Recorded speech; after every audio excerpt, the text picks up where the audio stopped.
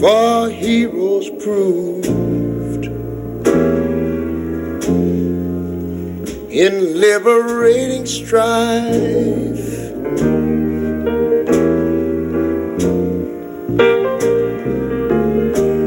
Who more than self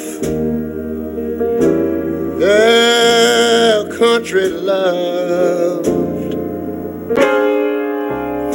and mercy more than life.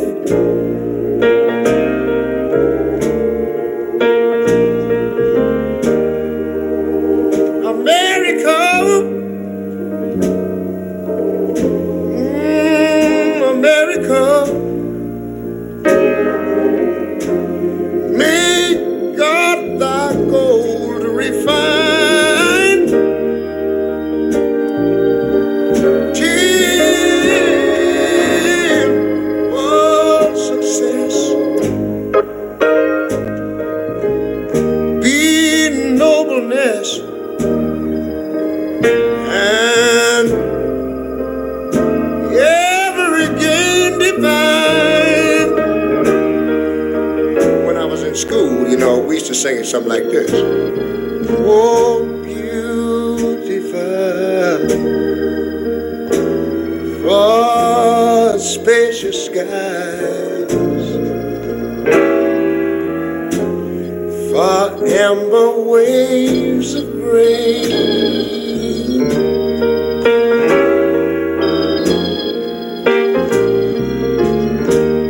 for purple mountain majesties, above the fruited plain. Look here, I'm talking about America, sweet America. You know, God done shed his grace on thee. He crowned thy good, saving brotherhood from sea to shining sea.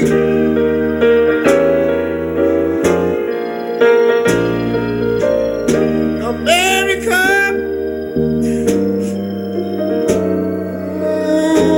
I love you, America,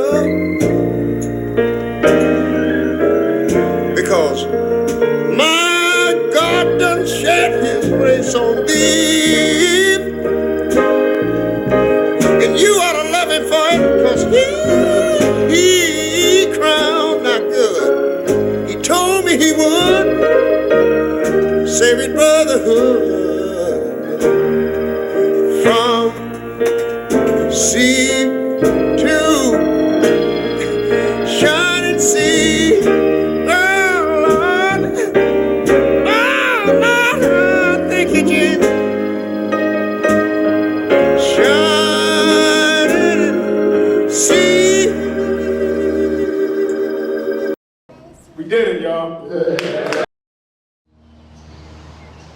The first lesson that black people had to navigate in this country was that voting is dangerous. Voting is going to be met with violent resistance, particularly in regions where there are enough black people to actually have impacts on outcomes. Bryan Stevenson is the founder of the Equal Justice Initiative, which created the National Memorial. Throughout that 100-year history, between the end of Reconstruction and the Civil Rights Movement, the inability to vote is what shaped black life.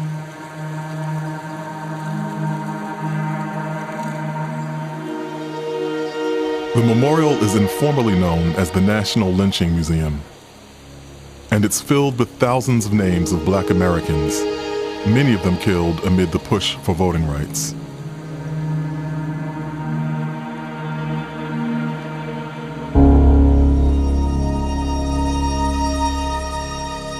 the violence that takes place, the trauma that takes place, the lynching that takes place, the mass migration of black people from the Deep South to the North and the West that takes place, which will also have political implications, is all a result of this violent opposition to allowing black people to vote. The violence was combined with other things: poll taxes, literacy tests, grandfather clauses, to prevent black people from voting in the Jim Crow South.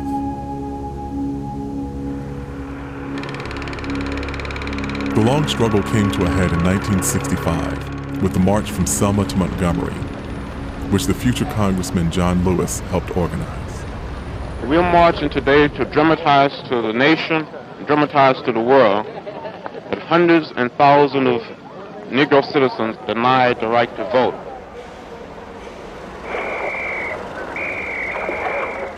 You are ordered to disperse. That march will not continue. It became known as Bloody Sunday. The violence was broadcast into living rooms across the country, arousing the national conscience in the same way that images of George Floyd's death would 55 years later. Within months, it led to the signing of the Voting Rights Act. The law barred voting discrimination and originally targeted 7 southern states that had a pattern of disenfranchisement. It required them to get federal approval for any voting law changes. That provision was called Section 5. It says that any time the laws were changed that dealing with voting, they had to first be submitted to the Attorney General of the United States or submitted to a 3-judge district court in Washington, D.C. So Section 5 was a very powerful tool to keep those in power from suppressing the right to vote. Hank Sanders was elected state senator in Alabama thanks to the Voting Rights Act. All of a sudden, the possibility of inclusion began to just grow. And it took many years, though, before you had a substantial amount of African Americans elected to office. Within a year of its passage, 250,000 African Americans had registered to vote. By 1968, 385 black people had been elected to office across the South. By 1985, that number would grow to nearly 4,000. But by then, there was also a growing backlash that would give rise to new challenges and place new obstacles in front of black voters. When you don't want somebody to vote, you create various kinds of things. Now we'd come with the 1965 Voting Rights Act. They couldn't deny it outright, so you find ways to try to suppress it. Thank you, Madam Chair and committee members. My name is Antonio Williams. I served 14 years and 2 weeks in the Minnesota Department of Corrections. I have been home 2.5 years. Every election cycle, I have worked on a campaign. I have worked on Mary Moriarty's campaign. I have worked on Keith Ellison's campaign. I have worked on Robin Wansley's campaign and more and more. And I have also led voter engagement, voter turnout initiatives.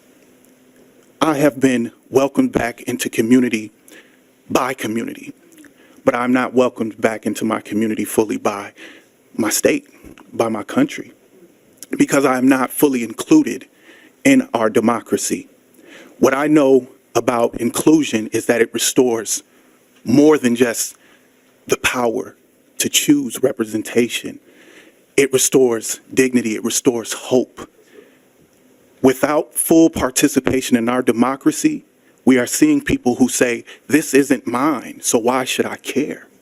Why do I have an interest in being a productive member of society if I have to pay taxes but I can't choose my representation?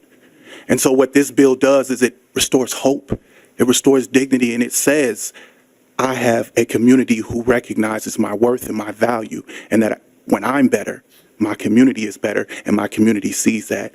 I urge everyone here to support this, because it is not about just voting. It is about making sure that we are full and we are whole again. Thank you. I'm Willie Lord. Good morning, Chairman and distinguished members of the committee. I am honored to have the opportunity to talk to you about HF 28 and how the absence of such a bill has adversely impacted my life. I sit here before you as someone who has been formerly impacted by the criminal justice system. But in spite of that, I've been an American my whole life. And just like some of you, I'm a spouse, a husband, a proud father of a 14-year-old daughter. And like some of you, I'm a businessman, a homeowner, a mentor, philanthropist, and I just so happen to be fortunate to work in the most noblest profession, and that is of a teacher. I've been teaching now for over 12 years. Over 5,000 students have came through my classroom. I am a leader in my community. But unlike you, I don't have a voice. Unlike you, I've been made to feel like a second-class American because I can't vote. I humbly request and ask that you bring your full weight and might behind HF 28. Because as we all know, in America, there's nothing more un-American than taxation without representation. Thank you. Morning. My name is Shane Price. People call me Brother Shane Price. I represent the Power of People Leadership Institute. We do three things. We do prevention for girls and boys. We do intervention for men. I work in the intervention area. I have been teaching and training in Minnesota State Correctional Facilities for over 18 years. I have one of the strongest records of success that there is. Some of my successful students are in this room right now. I think that the work that we do has helped promote safety in the state of Minnesota. But something about this bill that I support has been working me in a way I couldn't understand. I attended a community meeting at Sabathani Community Center. Some of the representatives were at that meeting and talked about supporting the bill, but later had a change of heart. So I'm used to speaking to, in my work, police, corrections officers, lawyers. I'm used to straight talk. We don't have to totally agree on everything, but we do have to talk straight, and I like that. But this particular committee member elected to change his vote, which is his right when it got to voting time. And this is what he said. He said, I can't forget about the victims. And all the bells in me went off, because that is what has been working me about this particular bill.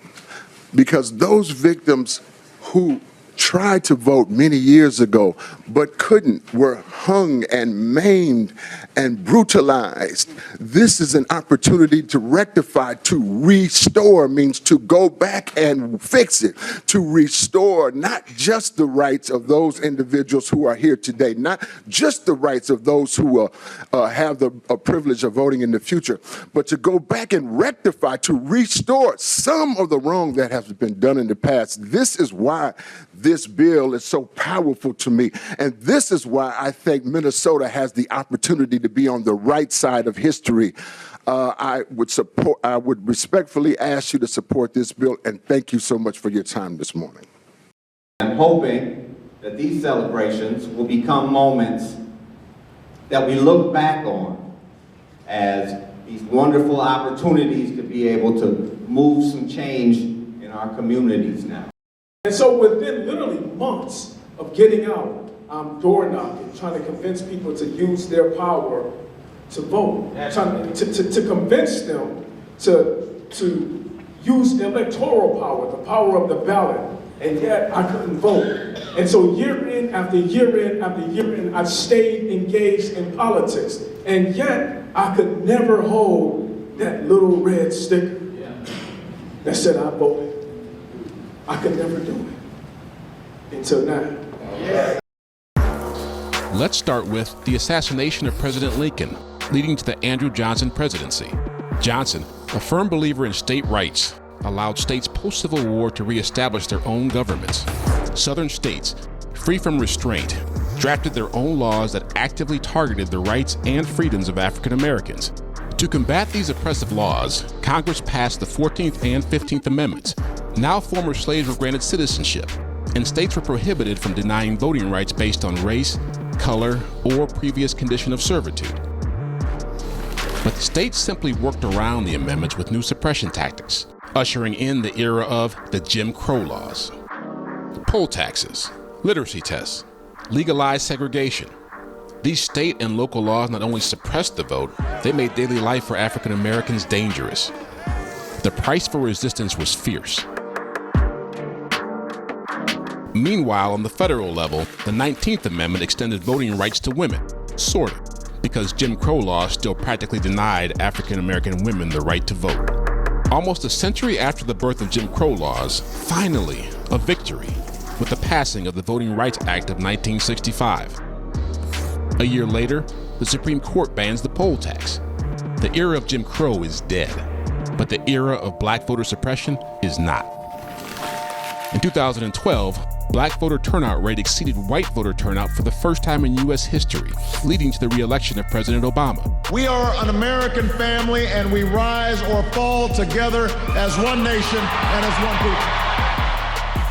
But only a year later, the Supreme Court decided to overturn a key aspect of the Voting Rights Act. Some states no longer need federal approval to change their election laws. A few short years later, we're living in a new but familiar world of threats to voters' rights. These tactics can make people feel their vote doesn't matter. But history teaches us not just about these challenges, but how we overcame them. And why we have an obligation to fulfill the rights that others fought so hard to enable and protect.